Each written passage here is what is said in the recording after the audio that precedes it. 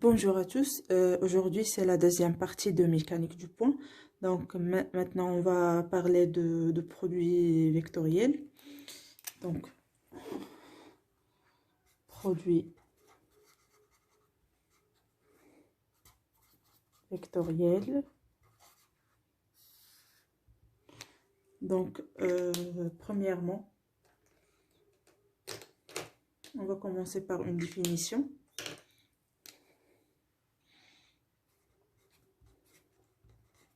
Une petite définition sur l'espace.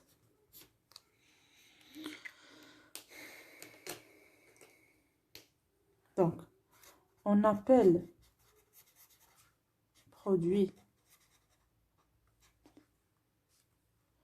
vectoriel de A, vecteur A égale sigma de i égale à 1 jusqu'à 3 de AI, EI. Et B égale sigma de i égale à 1 jusqu'à 3 de BI, EI.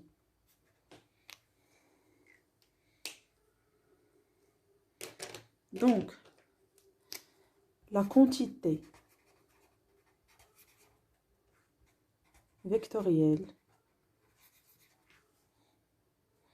dans la base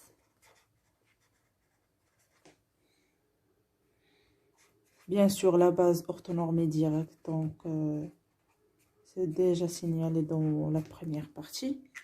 C'est quoi une base orthonormée directe? Donc tout court, P égale A, donc ça c'est vectoriel A, P égale A, vectoriel B égale. Donc on a P1, P2, P3. Donc pour savoir le P1, P2, P3, donc on va faire une méthode qui est très facile pour savoir, par exemple, si A égale à sigma de I égale à 1 jusqu'à 3 de AI et B égale à sigma de I égale à 1 jusqu'à 3 de BI. Donc on va faire P égale les composantes de A, ici, vectoriel, ici les composants de B. Donc c'est quoi les composantes de A?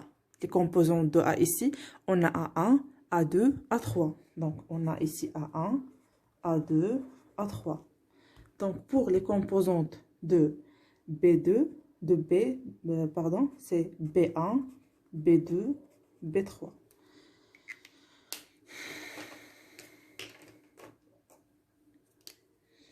Égal. On va faire comme ça.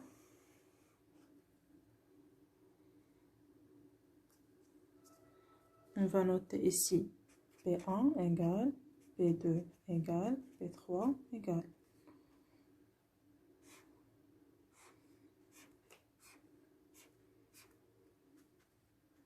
Donc pour simplifier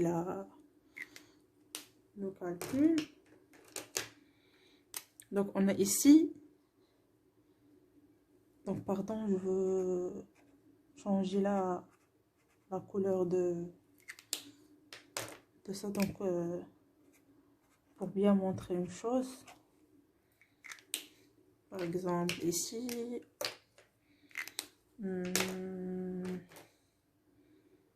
et bon, on va, d'accord. Donc P1, donc on a ici P1, donc il faut supprimer ça, il faut faire un petit carreau sur ça.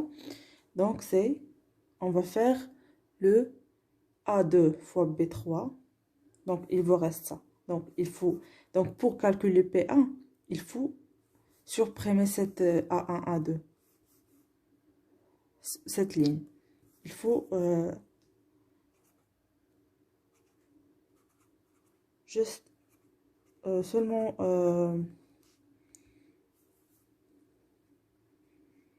donc pour calculer ça, donc pour donner un exemple pour bien comprendre, Donc, A, B, C, D pour calculer cet déterminant. C'est A fois D moins B fois C. Donc, on va calculer, on va appliquer cela à P1. Donc, c'est quoi P1? C'est A2 fois B3 moins B2 fois A3 tout facilement. Pour P2, donc on va supprimer ça. Donc, il va supprimer ça. Donc, il faut rester les deux lignes ça. Donc, il faut supprimer A2, B2. Il faut seulement rester avec le A1, B1, cette ligne et cette ligne, A3, B3. Donc, mais le changement de ça, il faut faire ici un moins. Un moins ici. Après, on va tout simplement écrire moins les composantes qui nous restent. Donc, c'est moins A1. Donc, il faut appliquer la définition des déterminants. A1 fois B3 moins B1 fois, fois A1. Pardon, c'est B1 fois A3, pardon. Donc, c'est moins ici. Donc, c'est A moins A1 B3 plus B1 A3. C'est bon. Maintenant, c'est la dernière ligne, c'est ça. C'est B3. Donc, il faut supprimer ça. Et il vous reste ces deux lignes, ça. Bon, deux lignes. Donc, les deux lignes, c'est A1, B1. Et A2, B2. Donc, on va appliquer la définition de déterminant. C'est A1 fois B2 moins A2 fois B1. Donc, il faut écrire ça ici. Les P1 et P2 et P3. Donc, c'est la première, c'est A1, A2 fois B3 moins A3 fois B2. Et pour B2, donc c'est pour commencer avec le plus, donc de B1 fois A3 plus A1 fois B3.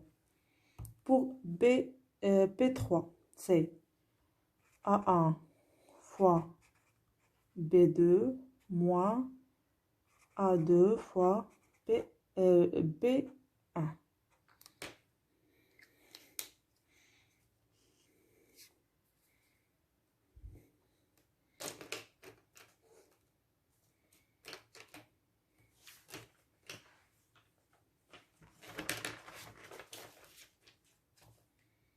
Donc, les propriétés. Donc, c'est facile la définition de produit vectoriel. On a A vectoriel B. Donc, il faut faire cette méthode pour bien comprendre les choses. Donc, il faut faire les composants de ça, les composants de A. Après, les composants de B ici. Il faut faire cette méthode. Donc, il faut, pour calculer P1, il faut supprimer ça. Il faut seulement... reste seulement les deux colonnes, il faut l'écrire ici. Donc, il faut l'appliquer la définition des déterminants. Donc, mais la différence donc, la petite chose qu'il faut bien comprendre, c'est ici, on a un moins. Donc, toujours, ici au milieu, on a un moins. Donc, il y a une démonstration pour savoir d'où vient ce moins, mais il faut faire seulement l'importance. Donc, maintenant, on va passer à les propriétés.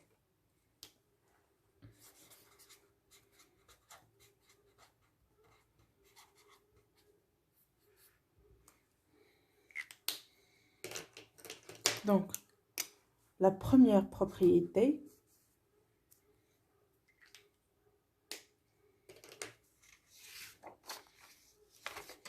donc P, elle est perpendiculaire au plan engendré par A et B, et tel que le trièdre A, B et P soit direct.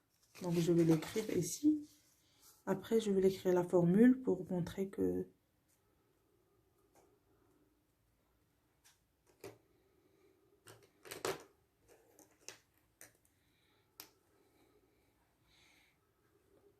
P est perpendiculaire au plan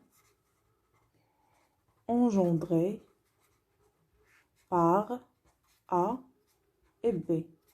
Donc ici, on parle de la formule, celle-ci. Donc c'est P égale à A vectoriel, pardon, B. Donc engendré par A, B et tel que le trièdre A, B, P soit direct.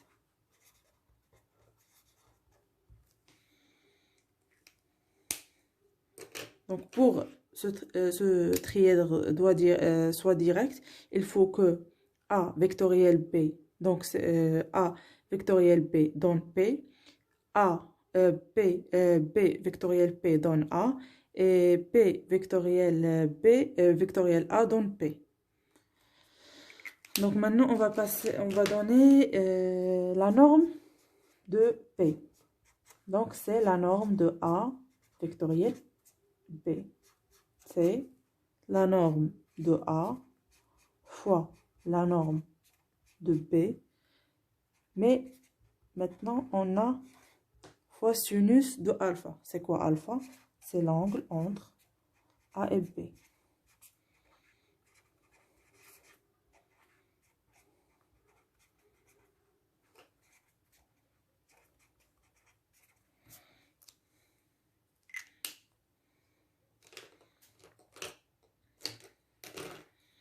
Donc ce P, il est toujours positif. Toujours positif. Parce que la norme, c'est une quantité qui est toujours positive. Et aussi, il faut que alpha appartient à 0pi. Pour que la norme de P n'égale pas à 0.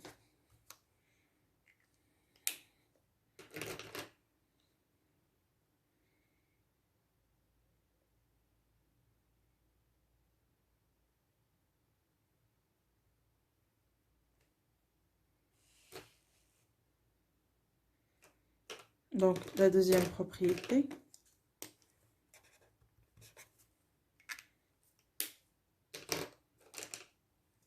Donc, A vectoriel B égale moins B vectoriel A. Donc, c'est pas comme le produit scalaire. Le produit scalaire de A scalaire B, c'est égal à B scalaire A. Mais ici, on a ce moins. Donc, la troisième propriété.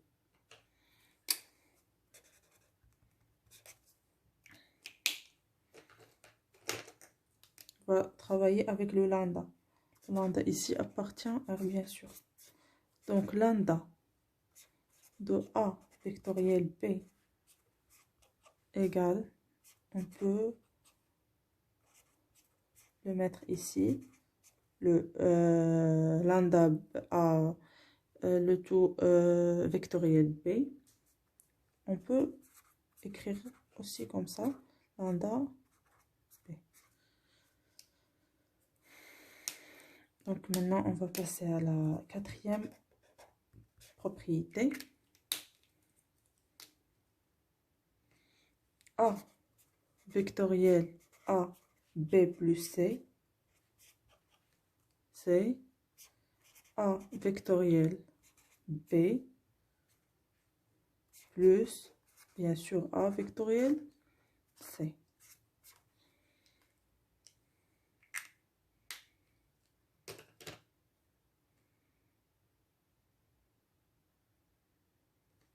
Donc, cinquième propriété. Donc, relation de Gibbs au produit, aux formules des doubles produits vectoriels. Donc, c'est la relation pour la cinquième propriété, relation de Gibbs.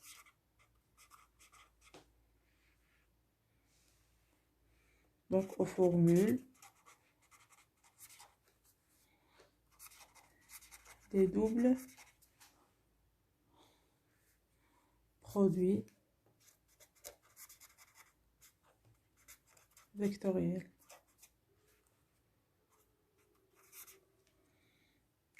C'est quoi cette formule? C'est quoi cette relation de Gibbs? C'est, on a A vectoriel B vectoriel C, c'est A scalaire C, A scalaire C, c'est pardon, le tout scalaire B moins A scalaire B, le tout scalaire C. Donc cette formule est très importante. Donc il se trouve par exemple mécanique, électronique. Donc cette formule est très utile. Donc il faut l'apprendre par cœur. Donc A vectoriel B vectoriel C, c'est A scalaire C, parenthèse, scalaire B moins, donc moins A scalaire B scalaire B scalaire C. Donc il faut l'apprendre par cœur, cette formule. Elle est très importante.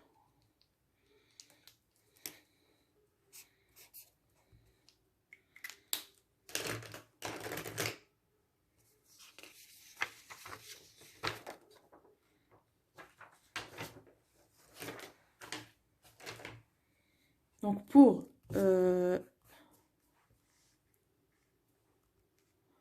la septième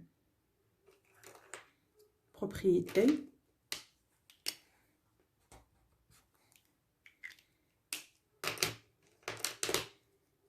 donc c'est propriété de permutation circulaire.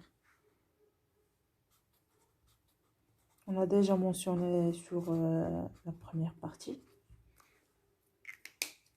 Donc, par exemple, E1, E2, E3, base, orthonormée,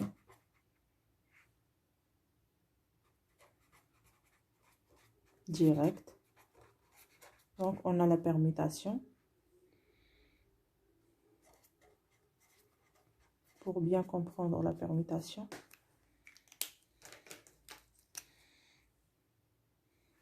E1 vectoriel E2 égale E3. E1 vectoriel E2 égale E3.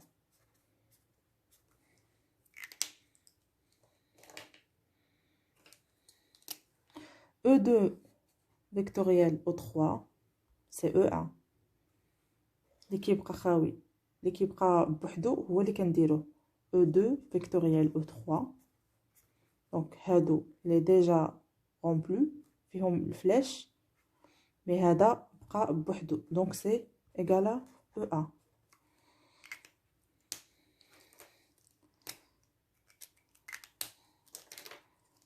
Donc maintenant, E3 vectoriel E1. E3 vectoriel E1. Donc E3 vectoriel E1. Donc celui qui reste, c'est E2. Donc E3 vectoriel E1. Donc c'est ça la permutation circulaire. Pour montrer que la base, elle est directe.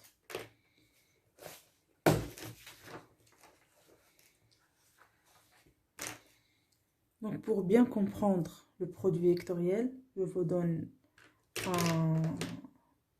un exemple.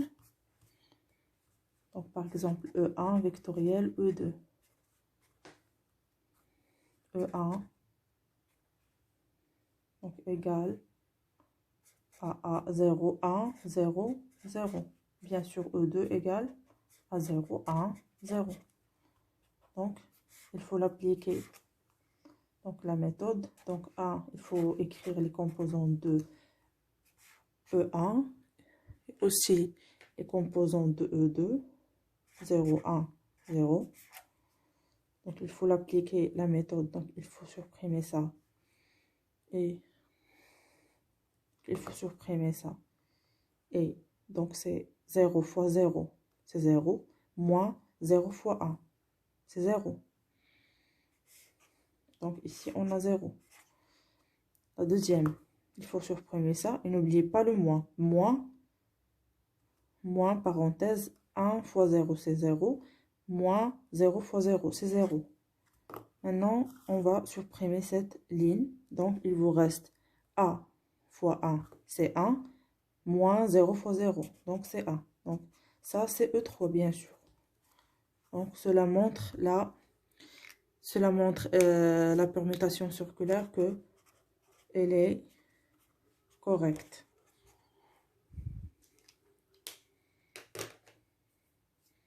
Donc, par exemple, si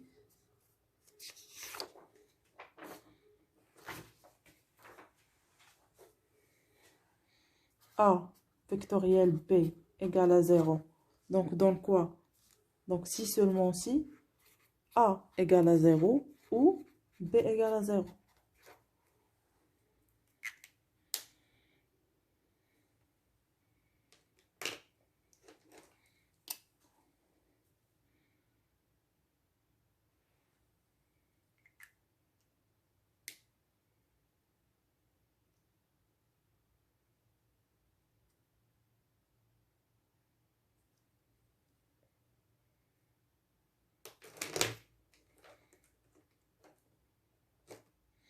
Donc, maintenant, on va parler de le produit mixte.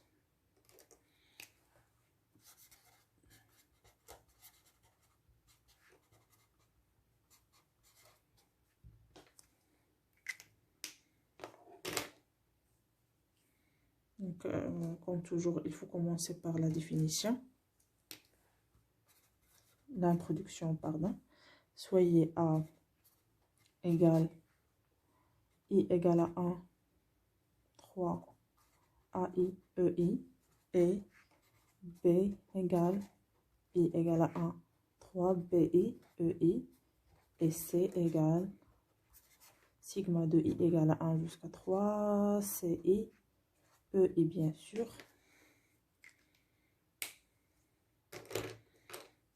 Donc le produit mixte de A, B et C et le scalaire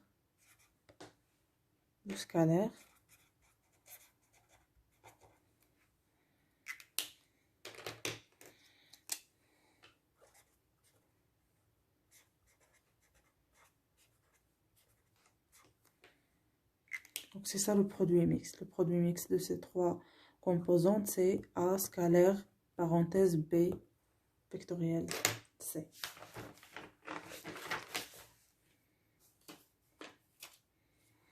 Donc, pour comprendre, pour calculer le produit mixte, donc il est un petit long, mais A scalaire, parenthèse B vectoriel C, c'est le déterminant de A, B, C. C'est quoi le déterminant de A, B, C?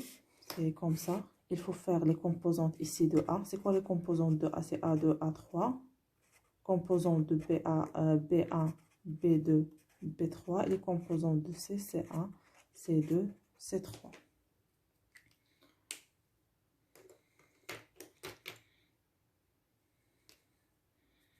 Donc, le déterminant de cette matrice, on peut dire, donc c'est A1. il faut, donc s'il faut multiplier de A1 fois, il faut supprimer ça, et multiplier fois B1, B2, pardon, C2, B3, C3 fois. Donc plus, pardon, moins. Donc au milieu, on a toujours le moins. Donc on va travailler par la ligne, c'est pas par la colonne. Donc il faut supprimer ça et ça. Donc l'élément qu'il va prendre, il faut supprimer leur ligne et leur colonne. Donc c'est B1. Donc avec le moins fois. Donc on a supprimé cette ligne et cette colonne. Donc il vous reste A2, A3, C2, C3.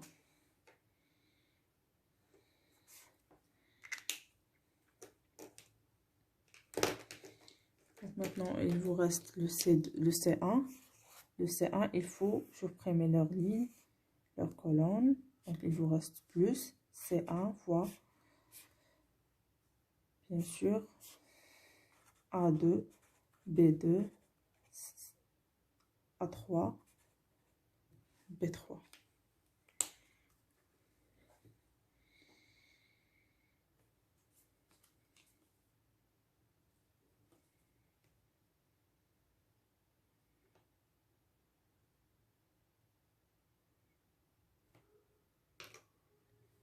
Donc c'est ça le calcul de produit mixte. Donc c'est le déterminant de trois composantes. Donc pourquoi on dit le produit mixte? Parce qu'on a le produit scalaire et le produit vectoriel.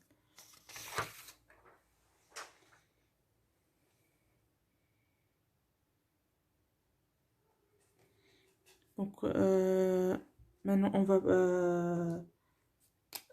voir une propriété sur le produit mixte.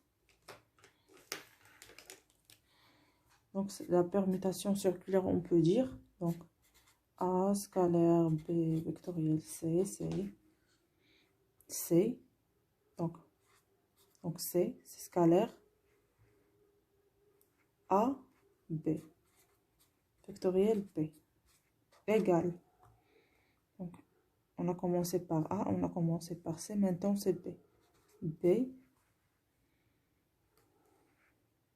scalaire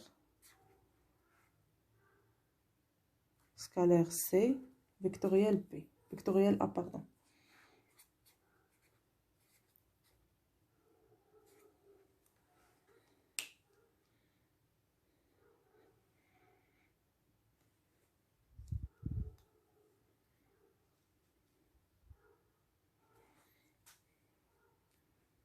Donc c'est ça la permutation circulaire. Il laisse le produit mixte invariant.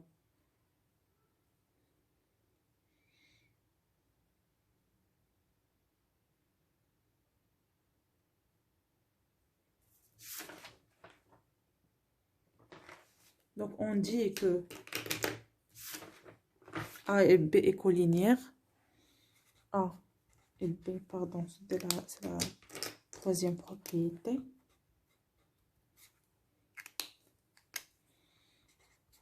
Et collinéaire si seulement si A égale alpha B.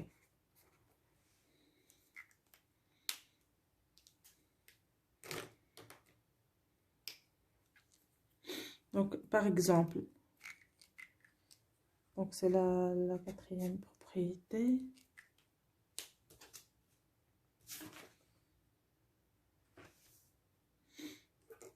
Si au moins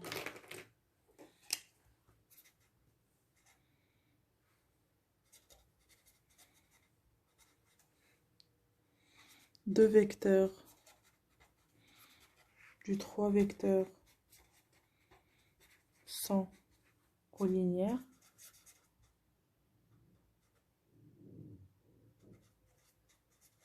donc alors quoi? A scalaire B vectoriel C égale à 0. Donc, par exemple, si au moins 2 vecteurs du 3 vecteurs, il est collinéaire. Par exemple, on prend le vecteur A et B. Donc, c'est quoi A et B sont collinéaires? Pardon, ici, c'est pareil. Sont collinéaires, donc c'est A égale à lambda B. Donc, ici, il faut remplacer le lambda B avec A. Donc, il faut, par exemple, si A et B sont collinéaires, donc A égale lambda B. Donc, ici, il vous reste A lambda B. Il faut remplacer ici A par lambda B, c'est lambda vectoriel C. C B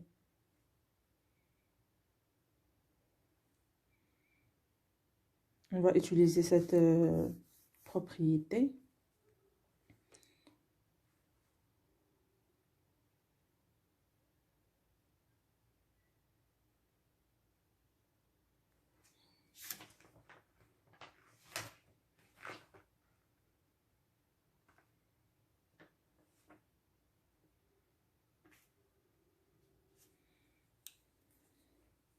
Donc pour que B et B, donc il faut que C ici, donc égal, il faut utiliser cette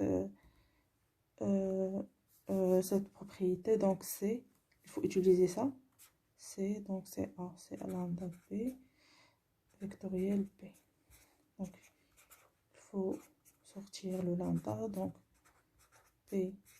B scalaire B, c'est 0, donc c'est 0. Donc, on a le A scalaire B vectoriel C égale 0.